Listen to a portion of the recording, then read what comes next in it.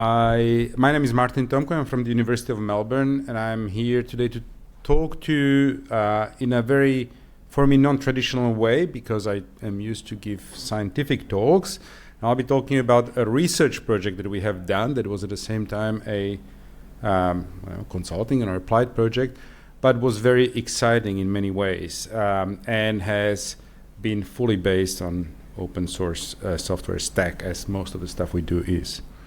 I'll be talking about the project where we were asked by a client, by Alstom and Yarra Trams in Melbourne, to assess whether they could deploy a new gizmo they are planning to put on their trams that will help with accessibility. And that involved the mapping of 80 kilometers of streetscapes or tram lines. Within a few months, the whole project was probably 4 months of work for ultimately a team of 4 or 5 people, but really 2 of them did most of the work. And I was not one of them. I was just kind of pulling the strings. All right, so setting the scene. The question was, can mobility aid lifts, further referred to as MALs, be deployed at existing tram stops? So Melbourne is commissioning some new trams. They're going to be fully made in Australia, yay. And we've been asked whether they could deploy them at stops where they are supposed to be deployed. So each tram will have 1 MAL. Now, you need to know that Melbourne has one of the most extensive tram networks in the world. I believe it's about 250 kilometers plus of double-lined trams, about 1,500 tram stops, and what is worse, an incredible heterogeneity of tram stops. Some are on the right, some are on the left, some are barrier-free accessible, some are not. Some are just pretty much, we're slowing down, jump out if you can. So we've been asked to prove, using a digital twin, because everyone wants a digital twin these days, whether a MAL can be deployed. Pick 2. The budget was not big. The quality had to be really high, and I'll be talking about what were the criteria they wanted. And it was supposed to be done really fast because they wanted it yesterday. And it is possible if you call FOSS4G to the rescue. And a very capable team at it. So we needed to scan the environment, the streetscape, with a particular emphasis on tram stops. But really they wanted the whole corridor. Why? Well, just to have it integrated with the digital twin of the country, of the state. And we're thinking, well, how do you do this really fast? So we have built our own rig. We have constructed or designed this within a month. Of course, someone's trying to call me. It was a rig that was robust, that was based on open protocol hardware. So we had 2 cameras, a GNSS, actually we had 2 later on, an IMU or INS sensor, and a LiDAR. Some of those we had already lying around, some we had to buy. And that was the biggest hurdle for the 1 month build, that the cameras were taking 3 weeks to arrive. So that was the rig, plus all of the wiring around, and it was deployed on something like this. So it was actually fully compatible with any standard roof racks. So that, because we did not really have access to the vehicle before. You see the platform up on top left, and what you don't see very well behind the title is one of the most expensive part of the whole setup was a really big battery. We had that in the car and was powering the laptop, an external hard drive, a very fast hard drive, and all of the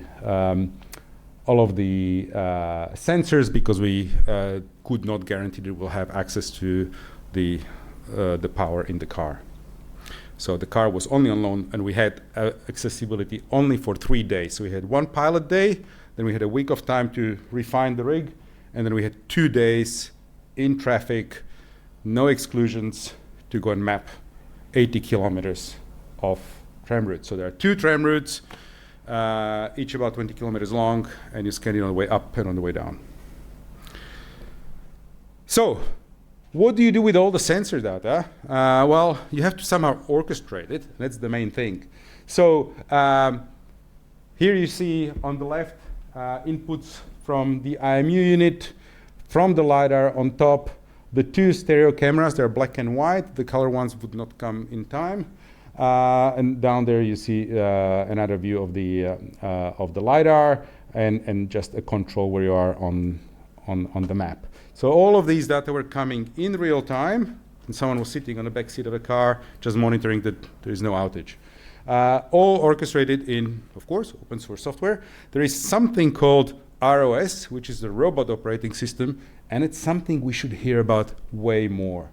It allows you to get data from different drivers, different sensors, synchronize them so you don't have clock problems. It's all synced to the same clock. It takes care of recording. It takes care of playback, so you can also play back all these scenes, and allows you to actually cope with rather substantial data. So we're collecting about 24 gigabytes of data per hour through all the sensors, and we ended up, I think, with about somewhere between 8 and 10 terabytes of data. From that, and we'll talk about it later on, we had about 400,000 images, so that's pairs of scenes, and we also ended up with a rather large, but not very large, I work with some terabyte ones now, cloud-optimized point cloud of the streetscape. So, we've got the data, we should do something with them. That's where the suitability assessment comes in. Now, this is actually a top-down view of one of the digital twins we'll be talking about in a moment, but every tram stop is flagged by something called the flag. That's roughly, well, it is a sign. It tells you, hey, tram here.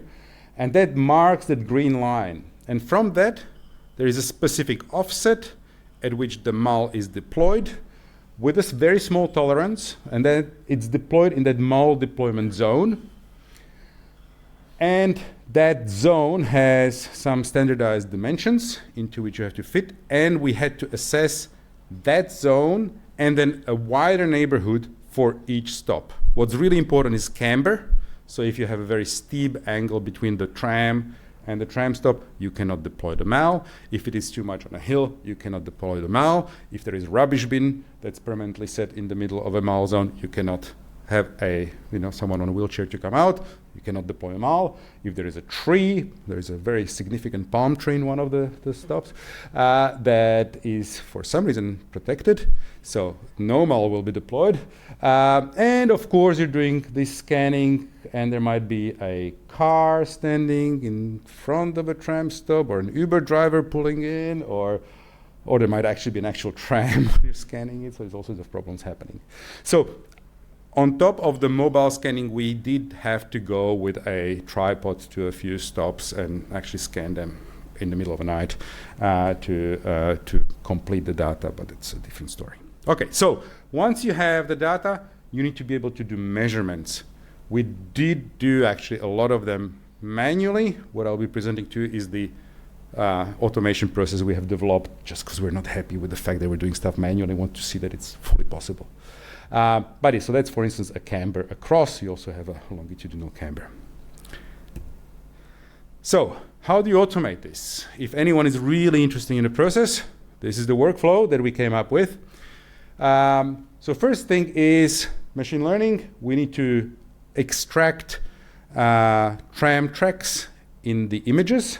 So we identify and classify tram tracks in images. We build our own model. Then we project those points from the images onto equivalent point cloud data, extract the 3D points. We cluster them and have I should scroll it down. And ultimately, you end up with an extracted geometry of the 2 tram tracks, right? You want to end up with 3D lines.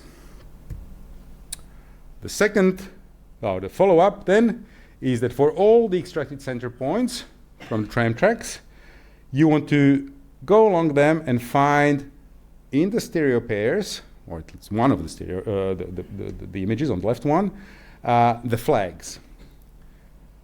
Through that process, of course, you will end up with a lot of false positives. It's not those flags are not really made to be really well recognized. Humans kind of manage, but even they have problems. They're quite small, the flags, so you'll have all sorts of problems. Sometimes you see even 2 tram stops because they are not too far apart. Sometimes you don't, and so on. So we had to have candidate flags.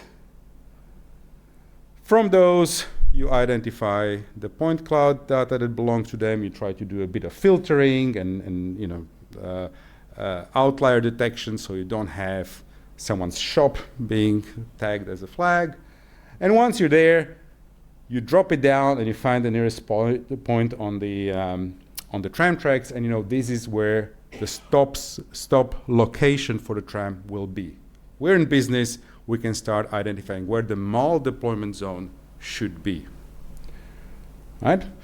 So that's our cuboid area that we extract from the big point clouds that we have.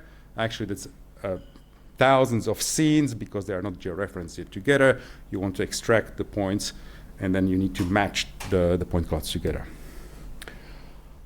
In those point clouds, you need to now start removing mobile objects. So is a pedestrian there that was walking. You have to detect that by looking at the entropy of their movements. Or are there permanent objects? Can you extract them? Can you remove them? And you end up with a ground surface of the tram zone on which you can then start measuring the width, the camber, and so on. Okay? We've automated all of that.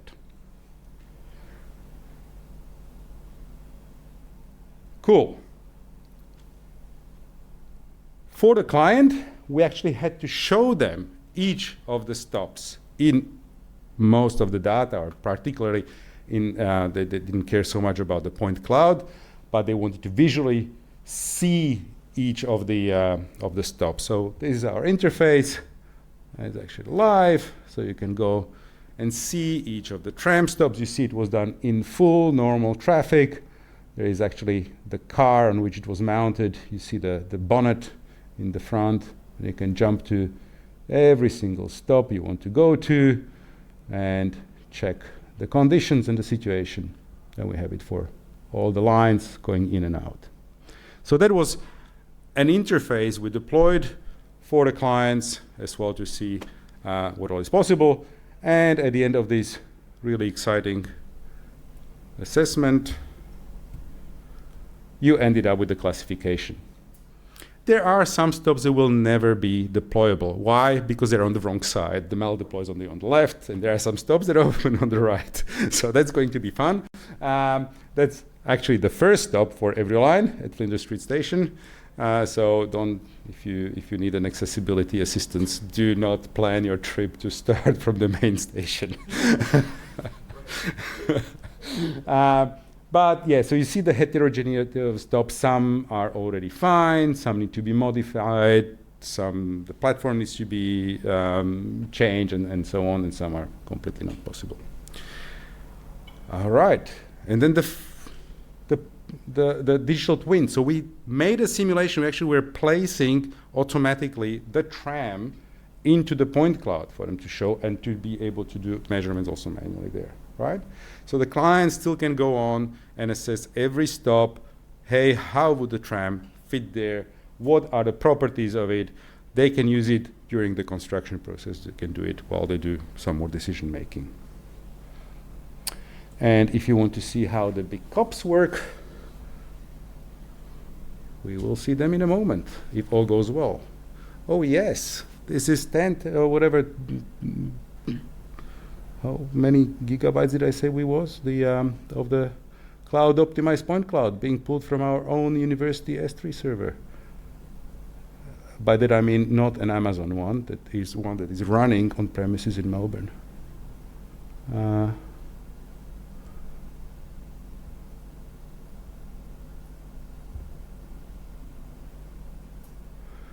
So as you see, it's not colorized, the point cloud, because we only had black and white cameras. There was no point colorizing it. But it was a really exciting project that brought together fundamental photogrammetry, machine learning in computer vision, relating that to point clouds, co-registrations of individual point clouds. So you have 10 point clouds collected per second, right? So you have to co-register them all and georeference them.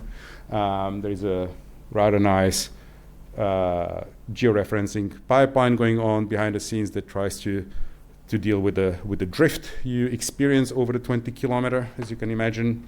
And yeah, you end up with something that is part of the Digital Twin Victoria, I believe now, as a data set. Thank you.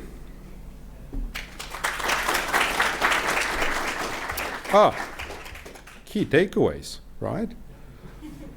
The FOSS4G tooling and other open source tooling was really nice and worked together really well. So remember, you can go all the way from data collection to analysis and interfacing with this setup now. Yes, it is non-trivial to put it all together, but the world is non-trivial, so that's all right.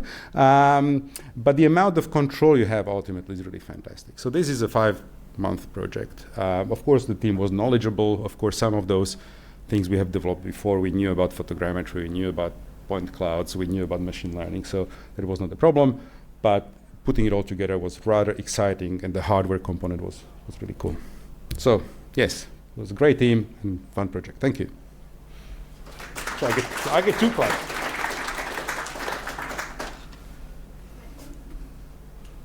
Ah. What tools or languages did you use to do the classification and micro-identification? So big team effort. So for most of the photogrammetry pipeline, it was, I believe, OpenCV. I assume it was through a Python bridge, but I can ask Desmond. The machine learning was all PyTorch, so there was detection of tram tracks and the flags. OpenCV would have been relating the epipolar matching between stereo cameras and stuff. The PDAL and GDAL behind the scenes for well, mostly PDAL for the point clouds. The co-registration was our own scripts. The interface, some was cesium, but then I rewrote some stuff in the last 2 days to just show that in the slides, because this was the most coding I've done in the project, was to actually try to show live in the slides the thing. That was cool. With Reveal, I haven't done that before. What else have we done there? PDAL, mostly Python, everything. I know that someone wanted to touch MATLAB at some stage, and they've been told off. No, it's just taking a bit of a research code into yeah, we took it to OpenCV and just to be able to run at scale. S3 backend from the uni, which is running on Ceph, which is an open source equivalent to AWS S3. So the uni is running its own server, and a fantastic virtual server setup that we have at UNIT's the Melbourne Research Cloud, so you can spin off machines. You know, I mean, recently I used one with a terabyte of RAM that I could just spin out within 10 minutes like that. So we have a really good computing environment and a very enlightened team that has been building it for decades, and we're very grateful for that, because yeah, the infrastructure didn't cost us anything for computing. Yeah. What's so hard about not getting a colour camera? Shipping. What's wrong with a GoPro or a phone? What you have is actually high-speed cameras. So they take a lot of frames in a very stable way, and you need also something that you can orchestrate in ROS really nicely. So we wanted to have robust cameras that are calibrated, and we did also our own calibration for actually for the whole rig. You have to do calibration. So you do a calibration of the stereo pairs, and then you need to do a calibration of that system with respect to the LiDAR, the GNSS, and the IMU. because they all are positioned not on the same point, right? So you actually, when you're trying to georeference the thing, that's probably one of the most challenging things to do it right there, is that you have to calibrate the whole system as if it was in one point, which it is not. But you could have a camera as well, just to display that. Yeah, but it's just more data to collect why. And we would have to go and buy a GoPro because no one had it. But yes, you can use a GoPro or some of that. But the geometry of the lens, I guess, the lens were really good, right? So you want something good. There was also a chance to get some new kit. We always like new kit. Yeah. Any other questions? Hello. Oh, Yeah. jeez. I thought that that's really loud. That cloud optimized point cloud that you had shown at the end, that seems like really valuable data to have captured just for the determining the suitability of those mobility assisted lifts. Right. Is there any other applications for which you could use that data? Many. You can detect the number of cars on the road on that day. You can detect the trees. You can do pedestrian counting. All sorts of interesting stuff. Want to come and do a PhD with us? You can look at them. I don't know what is the licensing on that final data set. So it has been deposed with Department of Transport and the Victorian Digital Twin. But it is sitting there. So yes, it's fantastic data. But what this shows is that you're also able to put together such a rig and collect data at very low cost, really fast. I mean, as I said, one of the more expensive items was the battery. Yeah. Following on from that, could you estimate the overall cost of the rig? Because it does seem like something that would be very beneficial to people wanting to. I can find the exact amount, but I think each of the cameras was, I think, about $5,000. The Ooster LiDAR is 20, maybe 30, some-ish. But we had one already in store. We actually had two because some students misplaced one on a spinning chair, dropped it, and we had to, anyway, that's a different story. Yes, students deal with kids. Approximation of the total cost? $60,000, maybe. Or less, maybe 50. But you know, if you want a professional rig of that kind, that's over $100,000. So yeah, it's what is actually expensive, surprisingly expensive, is the aluminium framework. That was like eye-watering prices. It's a really good one, and it will last us forever. So we originally, the students came with something like, oh, we'll, plywood, and we'll bolt this here and there. I was like, are you mad? You don't know how you're going to clamp it in. It's going to fly off, Like getting a sign-off for occupational health and safety was a big thing. So the university one and the Yarra trams one, because you're doing it in real traffic amongst people traveling and so on, trams around and stuff like that. We also did not know at the beginning whether we are going to deploy this on a tram, so we thought we'll have it on the bull bars or whatever they have outside. Now that was not allowed because it protrudes by a few centimeters over what they have already signed off, and it would be like a really big process. So that was fine. It was deemed okay. It did not exceed the outlines of the car. It just went on normal roof racks. We could test it on our own private car before on the roof racks. So everything is really deployable. This slots with this back. You can remove the middle parts and just you can actually put in a boot. So you do need, once you redeploy it, whenever you redeploy, you need to recalibrate. And it's actually a pretty fast process. It's 15 minutes you're done. But you need to recalibrate because any small difference between the cameras, for instance, that matters. So it's quite rigid. It's been strengthened. Yeah. Why were they so restrictive of giving you access to the vehicle? They wanted it, and then it's like, yeah, but you can't, like you'll have 2 hours on that morning and whatever, and then, yeah. Am I right? Couldn't hear you. It was actually a really lovely project to work on it, but there are constraints, and these are organizations with many heads and departments and things, and it's just suddenly someone wants to come and take your car away for a day, and no, they drove it. We didn't drive the car. Yeah. Why only 80 kilometres when you've got 250 kilometres? That's so those trams that are being built are going to be used on those specific 2 or 3 ultimately tram lines. Because of the heterogeneity of the system, you actually can't have a set of trams running from one line to another to a third. Like, they are designed for a specific corridor, which is crazy. The lengths of tram stops are different. The widths of streets, like if you know Melbourne, the trams go through all sorts of weird places. And then the ramps only apply to those trams? The ramps are only going to be deployed so that has been done after the there are, I think, 1 or 2 prototypes of the accessibility lifts, and before they are made, they had to make the assessment whether, if they made them, they're going to be any good anywhere.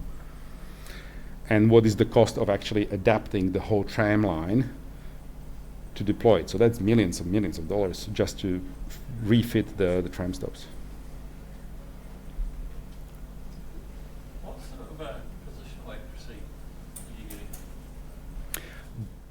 Very high on individual tram stops. Over the whole, the digital twin has to match with the environment. So it's all georeferenced, but I think there is about drift after all the georeferencing of some order of below 10 meters, over 20 kilometers. But it's without any control points or any stuff like that, right? So it's really, the worst thing is in the CBD, where you have the problems with multipath and occlusion and so on. So for the GNSS, once you get out into suburbs, it's much easier. But the initial part through the CBD, where the tram doesn't turn that much, but actually goes for long 2.5 kilometers between high buildings, is quite bad. So individually, within what is the 50 meters or something of tram stop, very high accuracy, down below centimeters. So you just adjusted those? Well, you measure within those, they're georeferenced, and then we chunked bigger parts that were then georeferenced together. So within each chunk, you georeference stuff, and you had very high accuracy, and then you try to match the chunks together. Between like bends on the roads and stuff, where you often have a little bit more visibility if you have a bigger junction, and so you could get that position quite right. But it's been a bit of faffing around with the georeferencing. And that wasn't using RTK? Oh yeah, no. You have we had 2 GNSSs deployed, and you post-processed it. So you don't need to do RTK, you don't need real time, right? So you post-process it, and one of the guys who's on the project has a PhD in GNSS multipath and whatever. It's just from 2 years ago. So like that was, he's like, yeah, I'm back to real science. None of this coding stuff. No, yeah. Cool. Thank you.